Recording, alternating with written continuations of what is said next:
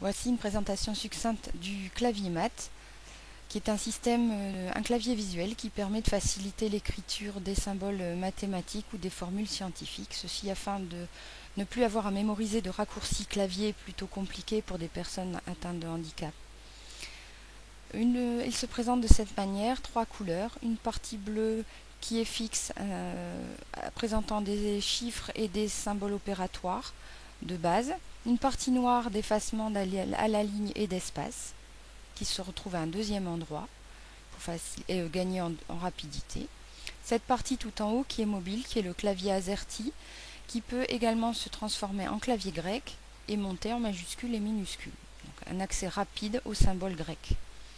Et à gauche du clavier mathématique, on a une partie mobile qui présente des onglets en noir, qui représente un accès pour la géométrie, la trigo, la probabilité, les formules de proba, les fonctions.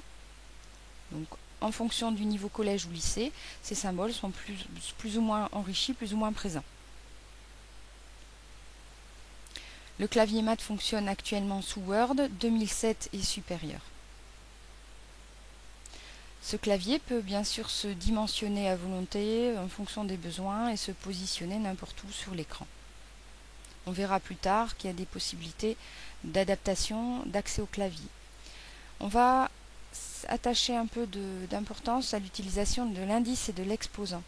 Donc vous avez ici un document Word qui a été entièrement saisi avec le clavier mathématique. Et donc ici, cette formule-là, qui est saisie uniquement sous Word, va faire appel aux indices et exposants bleu foncé, puisqu'on est dans une saisie dans Word, tout simplement parce que les raccourcis ne sont pas les mêmes. Quand on est dans l'éditeur, donc comme ici la deuxième formule surlignée, on va devoir faire appel au symbole bleu clair pour pouvoir saisir les indices et les exposants. Vous allez avoir ici donc un exemple de saisie de formule au niveau collège. Donc on va réécrire quelques formules en direct. Voilà, donc on a accès aux chiffres très facilement, aux lettres également, mais bien sûr si la personne a une saisie plus rapide au niveau du clavier pour l'accès aux lettres, il peut tout à fait y avoir accès. Actuellement, le seul problème qu'on rencontre est un problème avec la touche majuscule qui ne doit pas être majuscule du clavier physique, qui ne doit pas rester enfoncée, sinon il y a des perturbations sur le clavier visuel.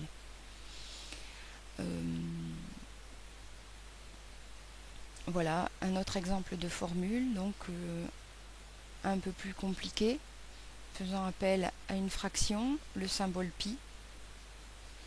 L'avantage que l'on a d'utiliser le clavier visuel en priorité est une présentation un peu plus aérée au niveau de l'écriture, parce qu'il intègre des espaces dans la saisie en fait, des symboles. Alors que quand on a une saisie directement au clavier, tout est généralement collé. L'élève oublie souvent d'y ajouter les espaces.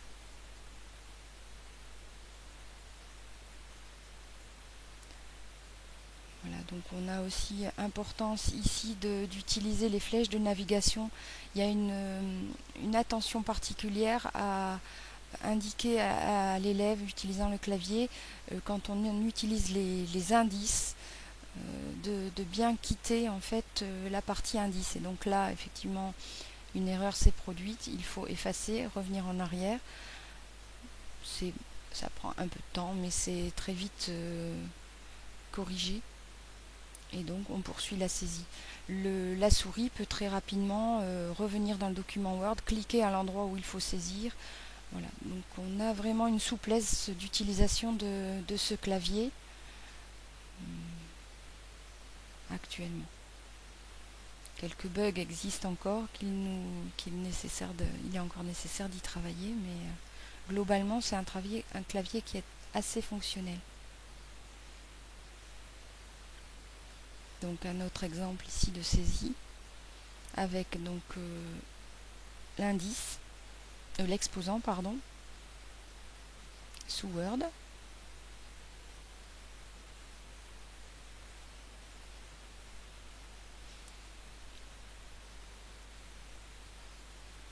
Voilà. Et maintenant, donc exemple de saisie pour un niveau de terminal. Donc là, pareil, le document Word présenté est un récapitulatif de formules de terminal entièrement saisi grâce au clavier mathématique. Donc là, on reprend en rouge l'écriture de certaines formules, mais voilà. Pour l'instant, quelques limites existent sur lesquelles il faut encore travailler, mais sinon, globalement, on a un accès à beaucoup de symboles mathématiques.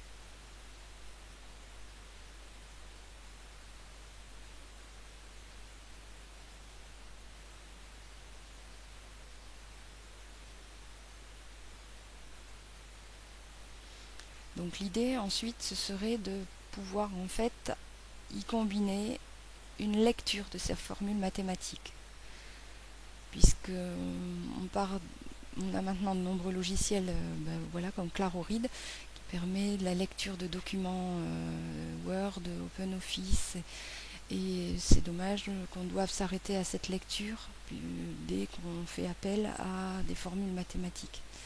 Donc pour l'instant c'est un projet, et nous verrons plus tard que dans les options de configuration et d'accessibilité du clavier mat, un onglet est destiné à la synthèse vocale.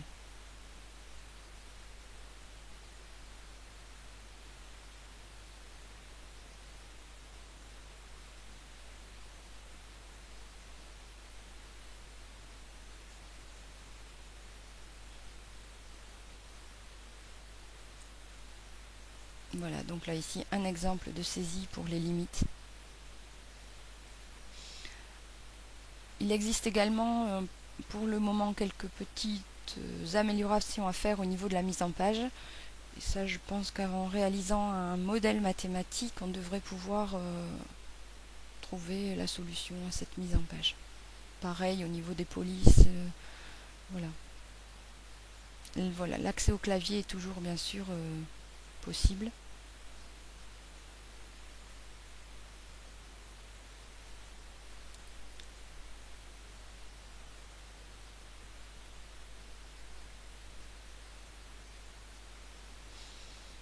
Donc voilà pour ce qui est des options d'accessibilité. Donc on a un petit fichier qu'on va lancer.